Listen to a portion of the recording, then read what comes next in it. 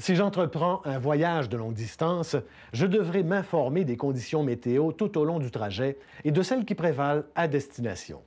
Ce qu'il me faut, c'est un portrait d'ensemble de la situation météo à l'échelle du pays. Pour bien planifier un voyage de longue distance, vous devez obtenir les prévisions qui vous donneront une vue d'ensemble des conditions météo. Le vol à vue exige des conditions météo précises qui doivent être en place avant même d'entreprendre le vol. Les exigences minimales de hauteur de plafond et de visibilité sont requises avant et pendant le vol, ainsi qu'à l'arrivée. Rappelez-vous qu'il ne s'agit que de minimum et que l'on doit toujours se donner une marge de manœuvre pour plus de sécurité.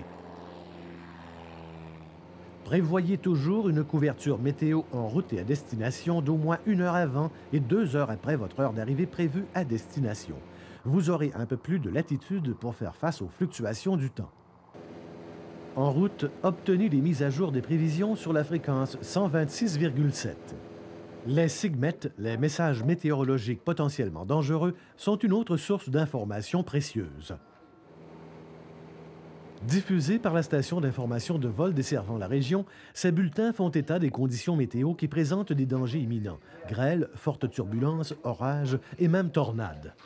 Et si le mauvais temps se lève, vous devrez être en mesure de réagir efficacement. C'est là qu'un plan de vol détaillé prend toute sa valeur, puisque vous aurez déjà identifié les aéroports de dégagement. Les aviateurs d'expérience savent que les conditions en vol diffèrent souvent de celles qui sont annoncées. Il est donc important d'avoir une bonne vue d'ensemble des conditions météo à venir et de bien préparer son plan de vol. Inscrivez toujours quelques aéroports de dégagement à votre plan de vol. Savoir s'adapter au changement est le meilleur moyen de ne pas avoir de problème.